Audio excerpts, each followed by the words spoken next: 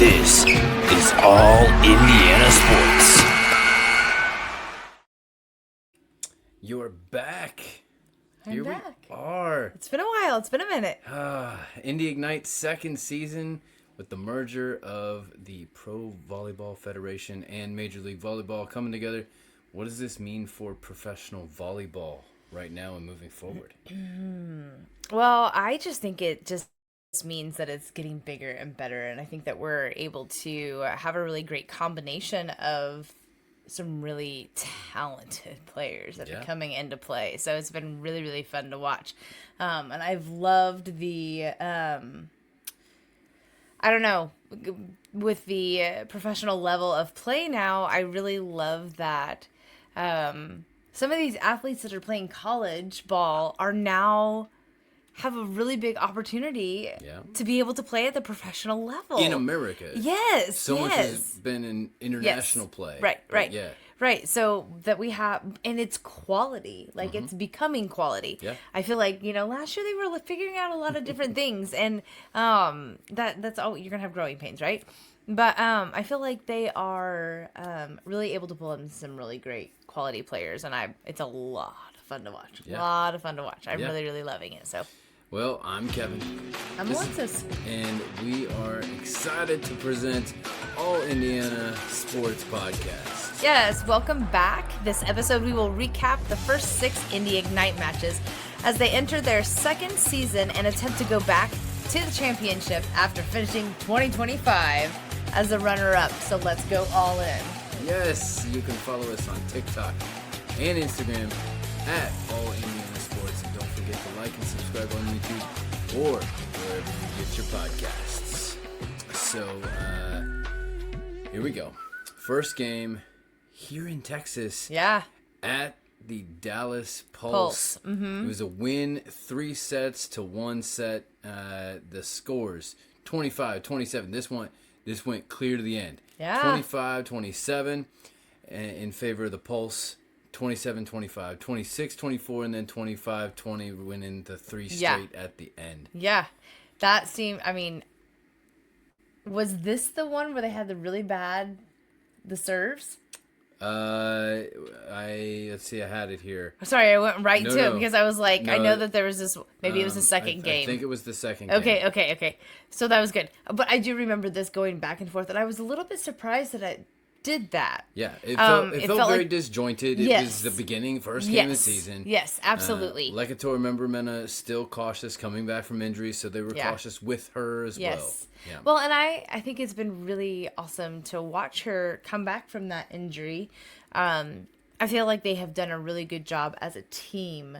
I feel like maybe some other coaches should really look at the way that they have implemented her back into play. Yeah. I feel like it's been really smart. So I've been impressed with how they have handled that. And I think that she as an athlete has been really mature about the injury, going, hey, this is longevity for me. This is not, just a quick comeback, whatever. But also just getting a rhythm and feeling that after having an injury. So anyway, I thought they'd done a good job. Yeah. A win to start off the season, especially on the road, is a good deal. Ajani Teeler, 19 points, 51% kill rate. She is a beast. She is a beast. And I have been watching her focus on the court is insane. But you then after a set, you can see her relax just a little bit, she'll kind of flirt, if they've won or whatever. She's kind of she jokes and she's got some personality, but man, she is laser focused as soon as she gets back on that court. Yeah. I'm so impressed by her. Mm-hmm. I did not expect her to be the athlete she is. So she's amazing. And then remember Mena, 10 points, 17 receptions, because she is an all-around player. 0 reception errors. Yeah. How difficult is that as our resident volleyball expert? Just a coach. Which makes you the resident volleyball expert. Right. How difficult is it to have that many receptions in 0 errors? Yeah. So I think that is great. A great job on her. So that's a lot of anticipation. That's reading your server. That's Right. seeing how they throw the ball up. This, where Because the they don't seams come are. in nice Like, and they're not no, volleyed. They no. come in hot and heavy. Yes, and they go for zones. So depending on where they're serving at, which zone, which spot serve, they're whatever they're doing there, depends on how they're serving it as well. So to be able to watch that and to be able to anticipate that at such a high level, getting that type of serve is really phenomenal. Yeah. Speaking of receptions, Kayla Lund, 24 receptions, only one error. Mm-hmm. And then Elena Scott with a 65% possession on 17 receptions and 0 errors. Yeah.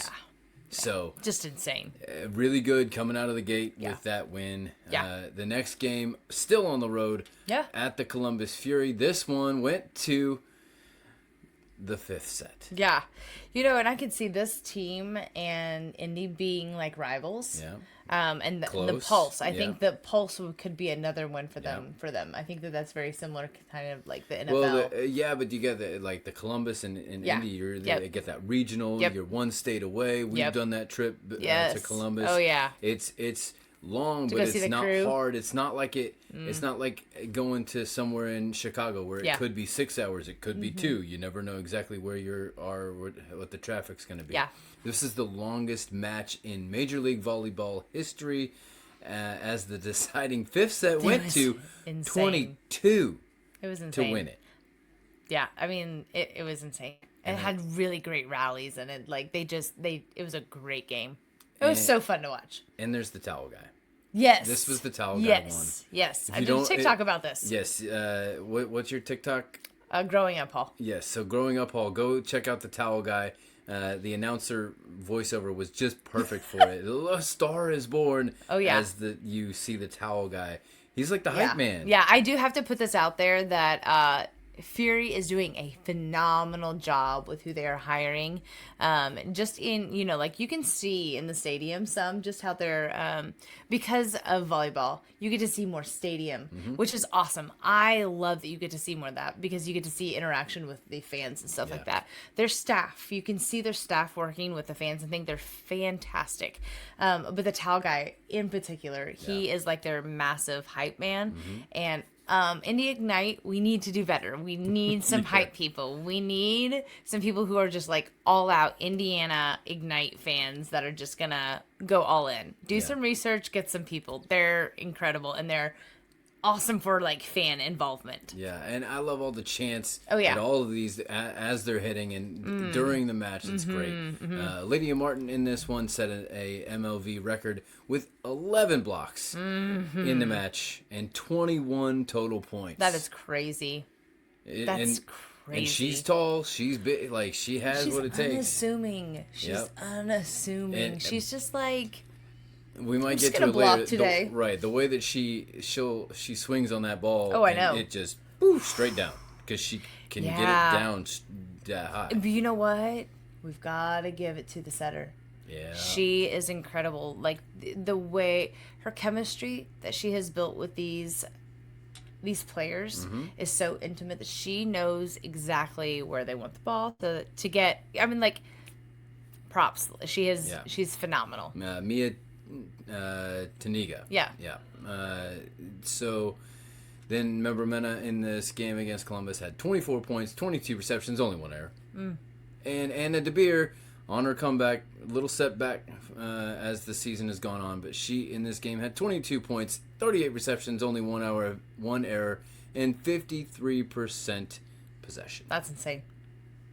That's crazy. Why is that? Okay, explain. It's just, I mean, the accuracy. It's just, this is brilliance. That's solid playing, and they don't get enough. They just don't get enough. They don't give it enough credit. Okay, so I know, 40% from 3-point is good in basketball. So is a 50% possession rate?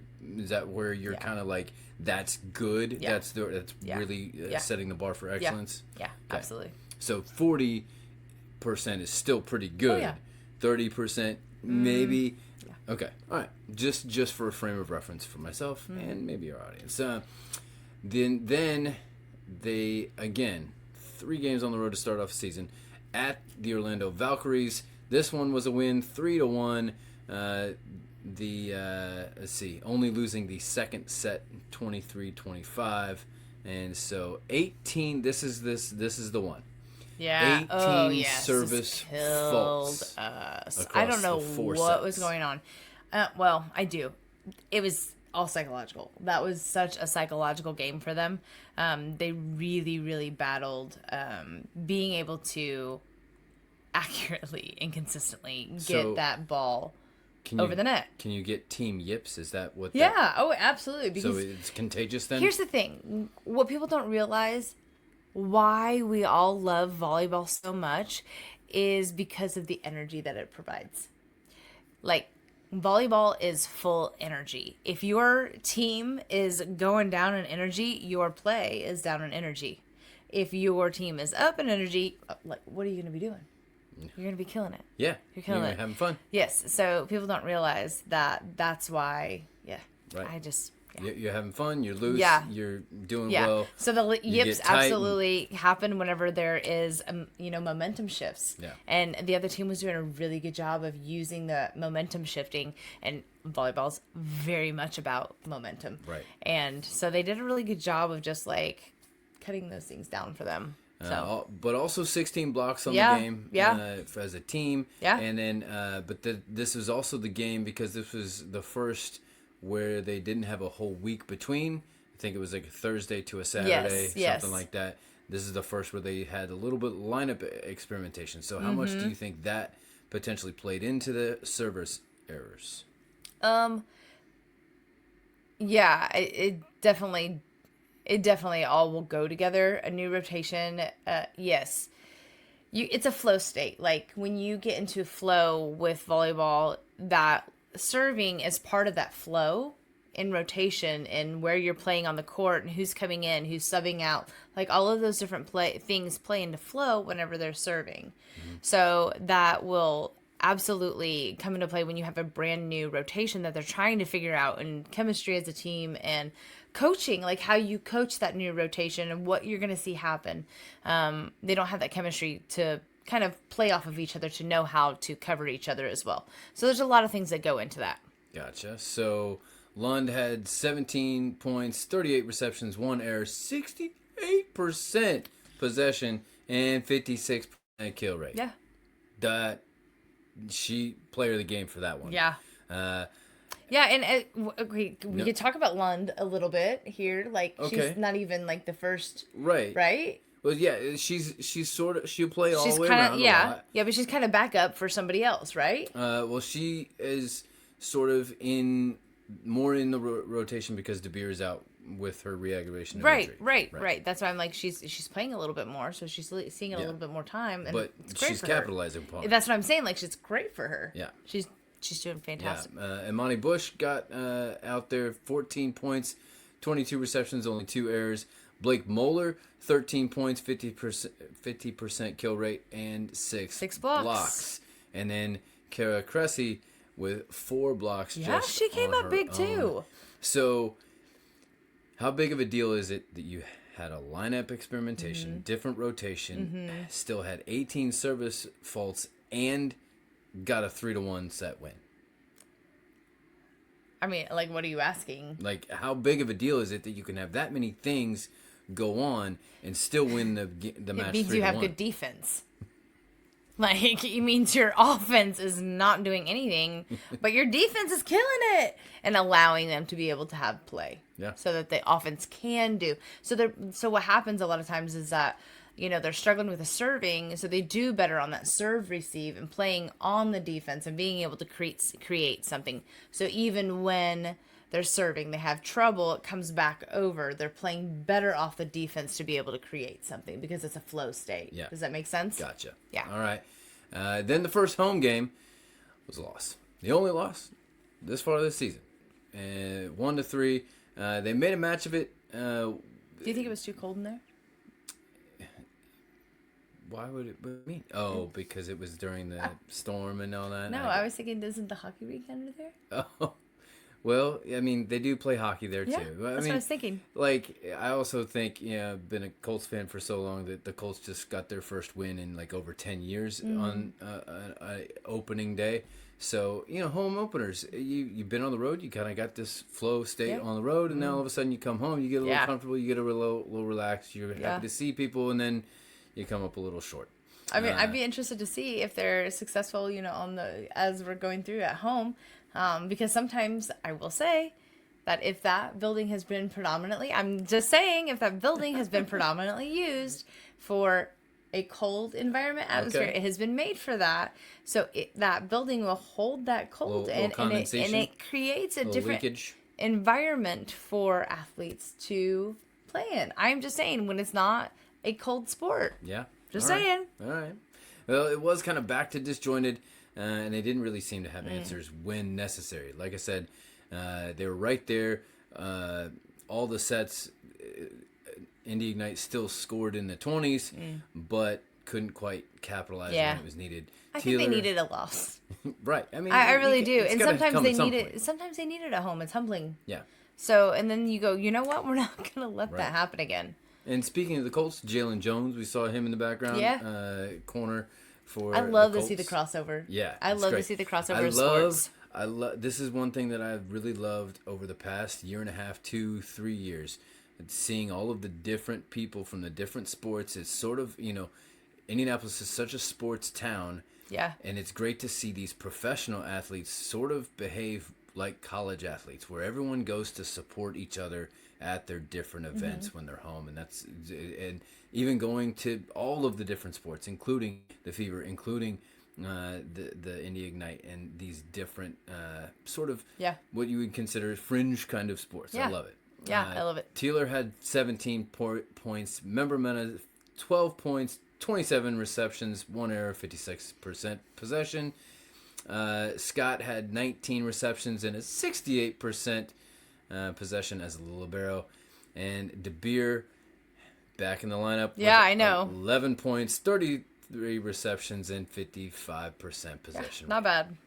And then they continue to home. They got the win against Atlanta Vibe. I agree. I knew what you were gonna say, and I remember this one. Like, looking at our notes and what we're talking about. Yes, definitely a sloppy win. Yeah. I don't know how many times did we look at each other going, I feel like we're losing. I feel like we're losing, but we're not losing. Right. I feel like we're not in control of this, but somehow we keep winning. I don't know. And Atlanta... but I love volleyball because of that. There are games that you just watch, and you're like, I don't know how we're winning, but we are. Right. 35% kill rate and 14 blocks. So that... they were blocked 14 times on the other side. So, I mean, there you go. Member Mena had 34 receptions and 10 kills. Yeah. Taylor 16 kills. Moeller 7 kills, 14 points. And your Tuaniga had 39 sets. Or 39 assists. Yeah. That's incredible. 39 assists. Yep. Great to see such success. That's why they won. Right. Well, she was setting that day. Right. Her setting was setting. Yeah. And her serves are just way up in the air, and they just... Oh, the ace. I mean, she's got a dangerous serve. When she's on, she's on. Sometimes, and you can see her get in her head when she messes up. But, man, she's a lot of fun to watch. Yeah. She's spicy, too. Yeah, absolutely. And on the court, you would not realize she's 5'9". Yeah. I mean, she's not... that's not short. Right. That's a great size setter, but man, she can really get up there and dominate herself at the net. She's a lot of fun to watch. Strong. She can really, if it's a 50-50 ball, she can really force it where it needs to go. Yeah. Yeah.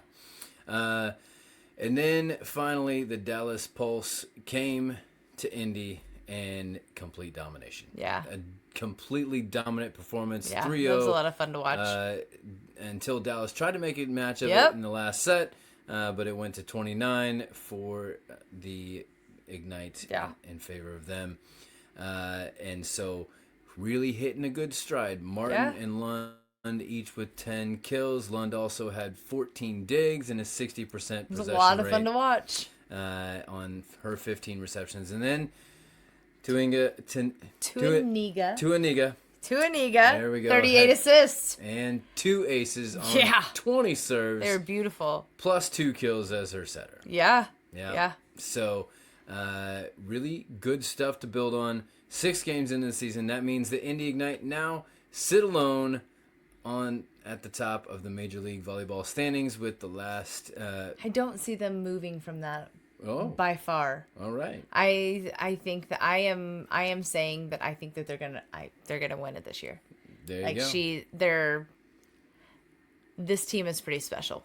Yeah. They're really, really special, and they're only getting better. Well, going back to your assist and me tying in all these other sports, like this is sort of Indiana sports, sharing team sport. Yeah, they play right? well together. You think of that with the Colts. Think of, where they spread with the Fever ball. too. With the Fever, they were down to no point guard at one point in the season, sharing the ball, doing it together as a team. Indiana Hoosiers basketball, Indiana Hoosiers football, spreading the ball. It's all about the team, the Pacers. Pacers had eight people scored over 200 points in the playoffs. That's crazy. And only went to 1 Game 7 in the awesome. finals.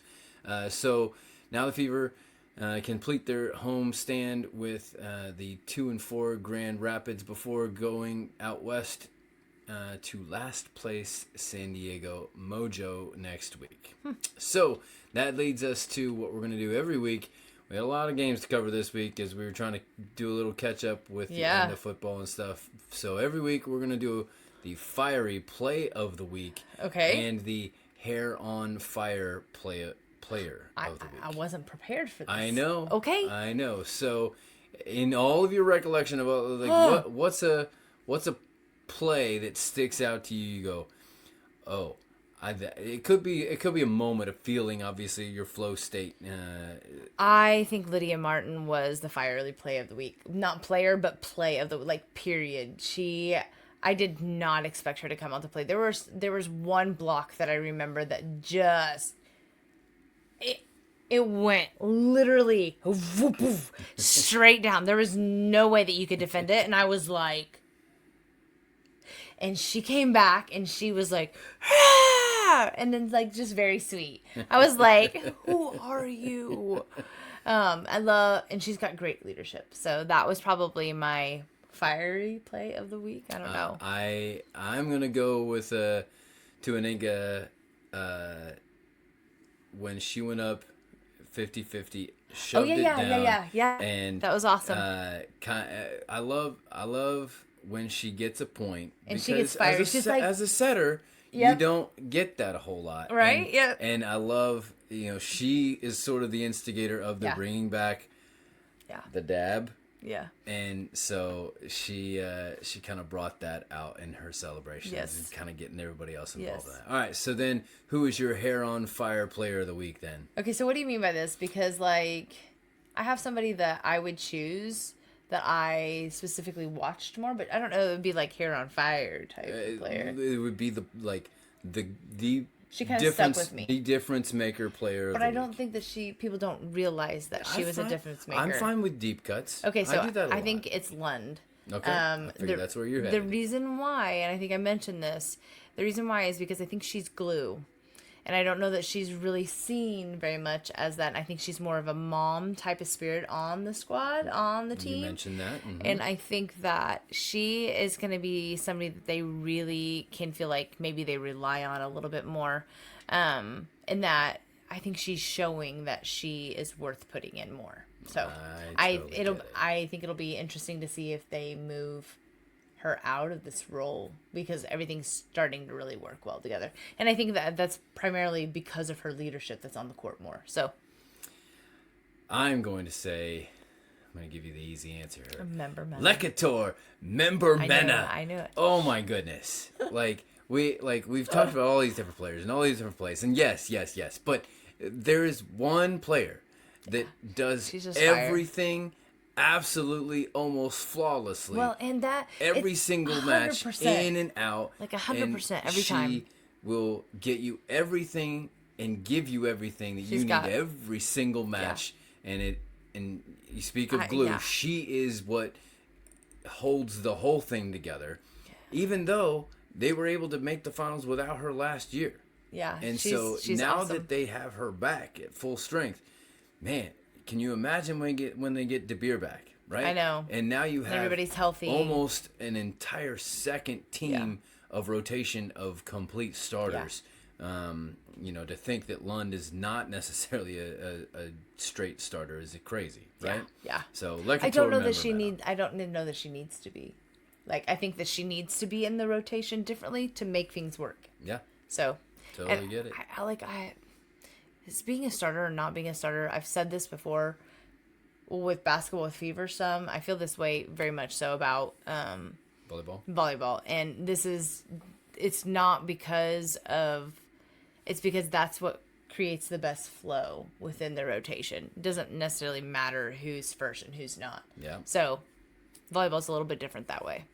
I totally understand. Well, that's all the time we have for this week for us. Liam and I will be back tomorrow with our very final unstable pick 6 of the year. We will pick the Super Bowl winner. We will also pick the NFL awards winners.